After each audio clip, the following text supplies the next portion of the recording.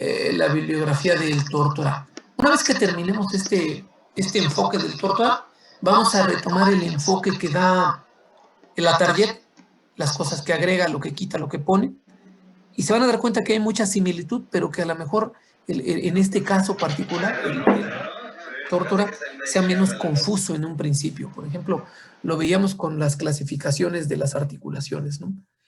Por el tipo de función que cumplen, sinartrosis, anfiartrosis y artrosis. Por el tipo de tejido, o sea, por la estructura, la anatomía, permítanme un segundo que nos quedamos sin luz, caray.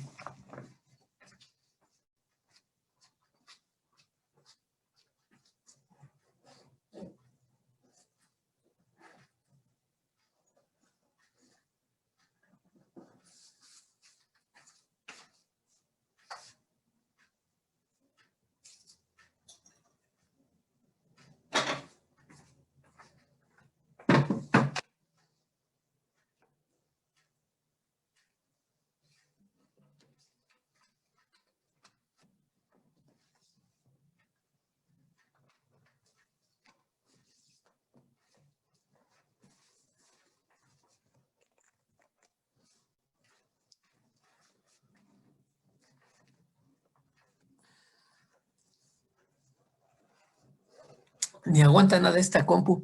Apenas va a ser la tercera sesión del día de hoy de clases y ya se le quiere acabar la pila. Bueno, decíamos, nos lo veíamos con los tipos de clasificaciones, ¿no? Funcional, sinartrosis, anfiartrosis, diartrosis. Estructural o en función del tejido que las une, veíamos las fibrosas, las cartilaginosas y las sinoviales. Recuperaremos algunas cosas cuando veamos el capítulo con la Target.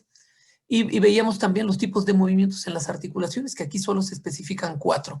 Deslizamiento, movimientos angulares, movimientos rotatorios y especiales.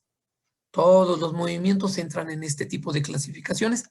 Y allá, de entrada, la Target pues medio revuelve algunas cosas. Ya lo verán ustedes. Entonces hablábamos de esos movimientos, deslizamiento, angulares y rotación. Algunos ejemplos incluso, y algunas imágenes. Aquí veíamos, por ejemplo, lo del movimiento de deslizamiento y en qué estructuras, los movimientos angulares, flexión, extensión. Siento que aquí están muy agrupados, ¿no? Y allá pues suelen venir ahí como resultado de mezclas entre un movimiento axial, biaxial o multiaxial.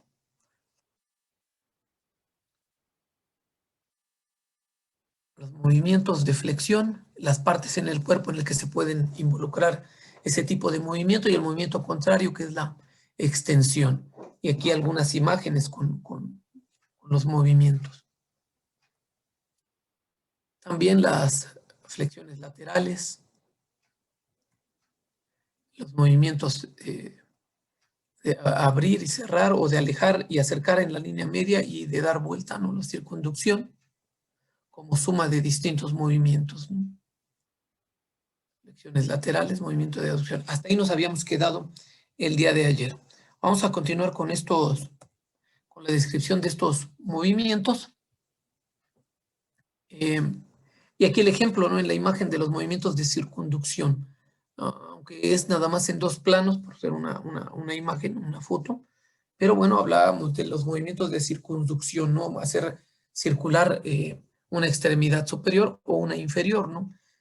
Haciendo la suma de movimientos.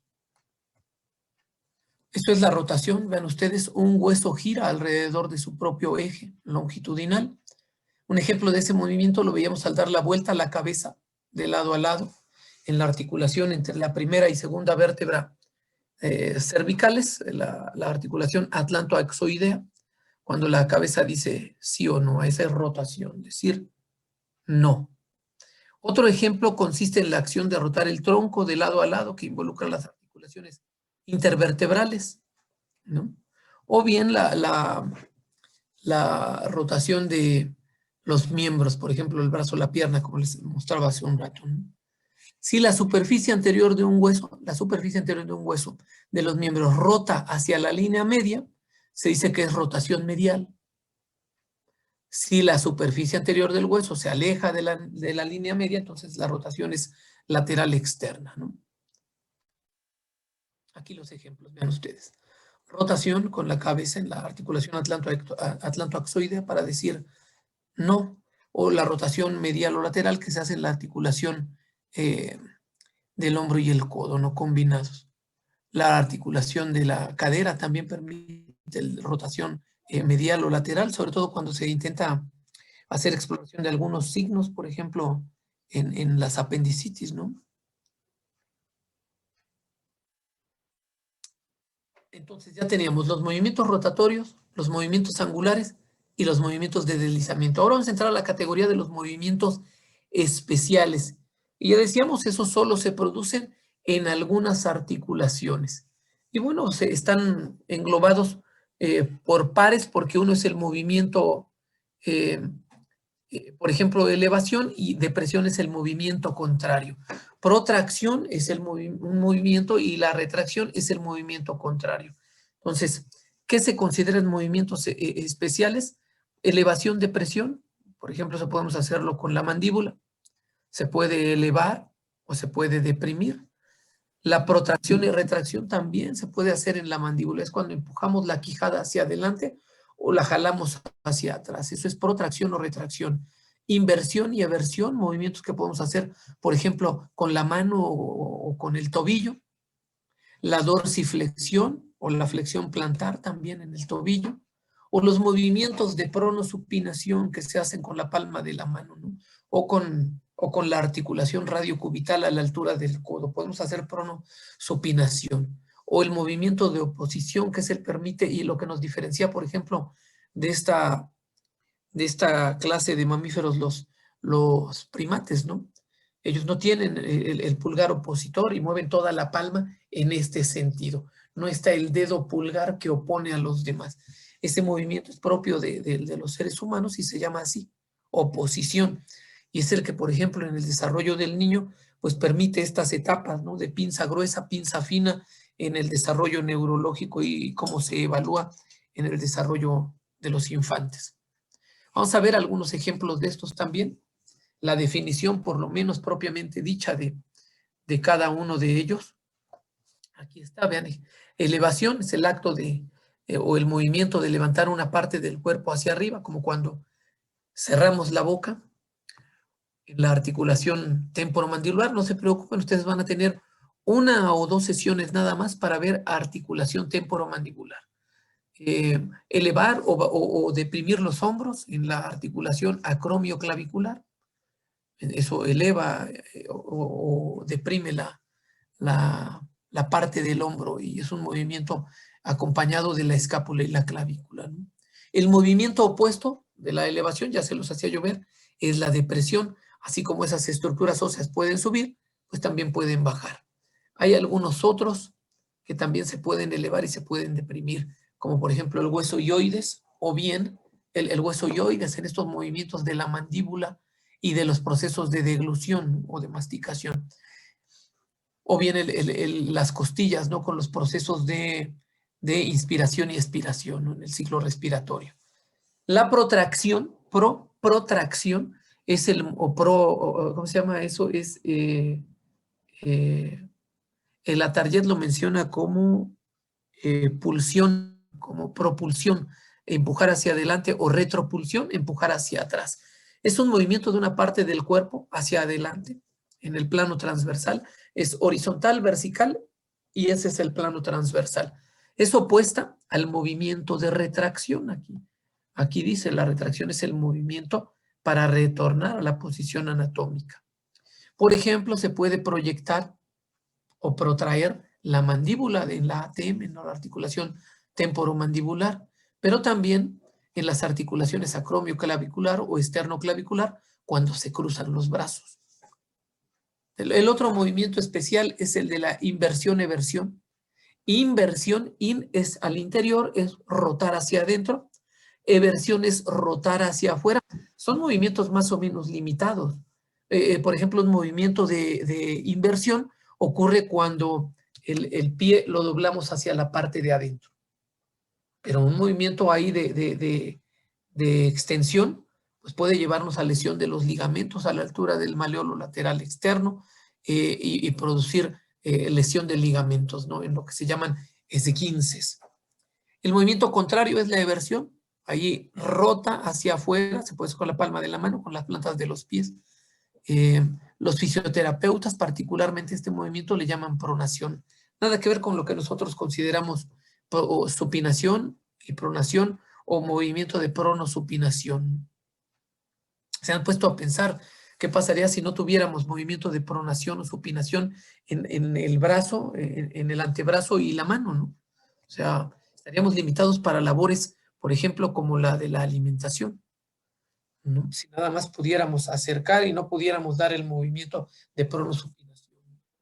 Entonces, los otros movimientos también especiales es la dorsiflexión y la flexión plantar. Esto es el alejar o acercar el dorso o la planta del pie con respecto al eje longitudinal de la tibia peroné, ¿no? Y la supinación, que es el movimiento del antebrazo a merced a la articulación radiocubital proximal y distal, que pueden generar ese movimiento que va de la palma de la mano en posición anatómica hacia mostrar la parte de atrás de la palma de la mano en el movimiento de pronación, o el movimiento contrario, ¿no? De la parte de atrás de la cara mostrar la palma de la mano, que es la supinación, ¿no? Y finalmente este movimiento, el de oposición, del pulgar, el pulgar o primer ortejo con respecto de los demás dedos para poder pinzar, ¿no? Es el movimiento pulgar, del pulgar en la articulación carpo-metacarpiana, en la cual el pulgar atraviesa la palma para tocar los pulpejos, ¿no? Este movimiento que hacemos, eso es pinza. Y bueno, forma parte también del proceso de desarrollo neurológico en el infante, cuando oímos que en pediatría hablan de pinza gruesa, pinza fina, ¿no?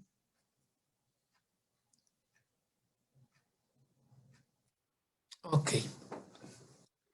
Ahí los ejemplos de las imágenes: la elevación, la depresión, la pronación, la protracción y la retracción en la articulación temporomandibular, las 4 imágenes aquí arriba donde tengo el cursor. El movimiento de inversión, eversión o dorsiflexión en el caso del pie, los movimientos de pronación y supinación en la mano, y la oposición del pulgar con respecto de los demás dedos de la mano. Muy bien. Ahora, una vez conocidas los tipos de articulaciones por el tejido que las forma o por el movimiento que permiten, empezamos con la clasificación específica de algunos tipos de uniones de hueso a hueso en el cuerpo humano. Si bien todas las articulaciones sinoviales van a compartir muchas características: el espacio articular, la cavidad articular, la membrana sinovial, los ligamentos, las superficies que se ponen en contacto de un hueso y el otro hueso van a variar mucho, y eso permite muchos tipos de movimientos. En general, dependiendo de los tipos de huesos, la forma de los huesos que se unen, las superficies que los reciben y el movimiento que desempeñan, vamos a distinguir 6 categorías o 6 tipos de articulaciones sinoviales que van a condicionar el movimiento en función del tipo de articulación que formen.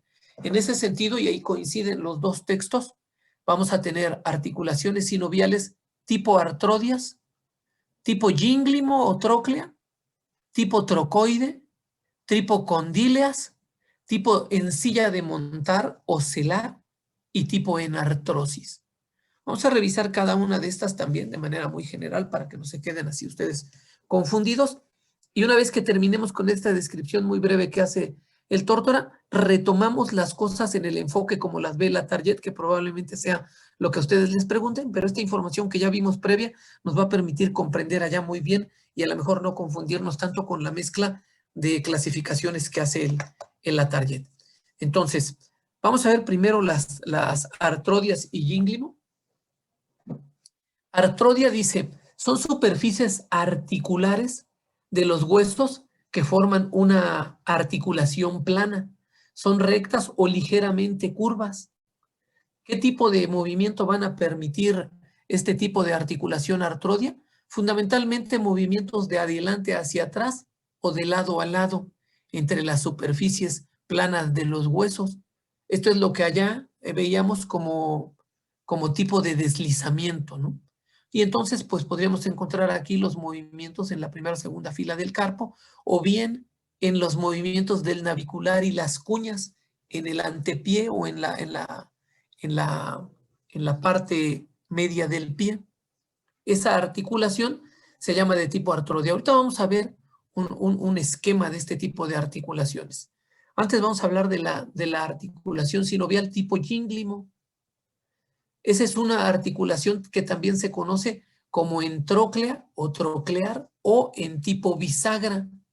Ahí la superficie convexa de un hueso coincide con una superficie cóncava del otro hueso con el que se articula y permiten movimientos angulares. Acuérdense, angulares, nada más es flexión, extensión. La mayoría de los movimientos, un hueso va a quedar fijo y el otro se mueve, ¿sí?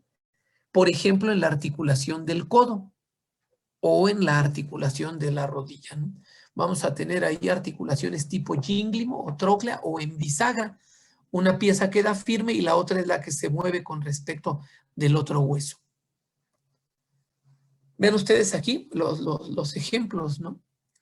El hueso navicular con las cuñas tiene movimientos nada más en dos planos. Ligeramente se desplaza uno sobre el otro y garantizan así un movimiento, ¿no? Es dos planos, biaxial. Cuando agregamos el componente de la dorsiflexión o la flexión plantar, entonces se agrega un eje más y ya podríamos hablar de un eje triaxial o multiaxial. El gínglimo, por el contrario, ven ustedes aquí, entre la tróclea del húmero y la escotadura troclear en el codo, va a tener una especie de movimiento de bisagra nada más. Esta pieza puede mantenerse firme y este es el que se va a movilizar. Entonces, a este tipo de articulación sinovial se le llama troclear o en bisagra o gínglimo. Otras dos tipos de articulaciones sinoviales es la tipo trocoide. En una articulación trocoide o pivote, que también se puede nombrar, la superficie redondeada o puntiforme de un hueso va a articular con una especie de anillo del otro lado, ¿sí? En parte por esa superficie de contacto y en parte también mediada por un ligamento. Una trocoide entonces es también un tipo de articulación con un solo eje, porque solo permite rotación alrededor de ese eje longitudinal. Ejemplos de las articulaciones trocoides, por ejemplo, la articulación atlantoaxoidea, o por ejemplo, la radiocubital proximal también, en donde digamos que el codo y el radio y el cúbito giran sobre sí. Ahorita vamos a ver un esquema de este tipo de articulación. Antes vamos a mencionar la articulación condílea. Condílea pues nos remite a cóndilos, que son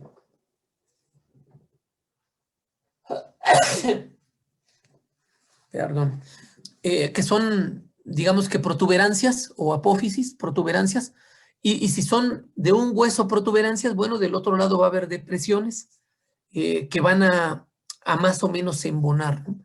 Una articulación condílea o de nudillos, por ejemplo, ¿no? O elipsoidea también se le puede conocer. Ahí hay una superficie ovalada convexa que se va a proyectar y encajar en una depresión ovalada cóncava en el otro hueso.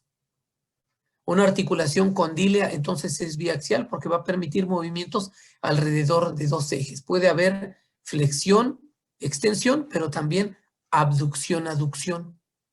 ¿Sí? Por ejemplo, la articulación de la muñeca o la articulación de la rodilla, ¿no? Vean aquí los ejemplos, ¿no?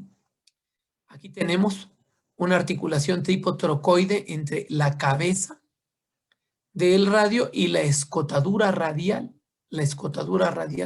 del cúbito. Permite que éste se mueva a partir de los ligamentos un poco arriba abajo, pero que también rote sobre esta estructura, ¿sí?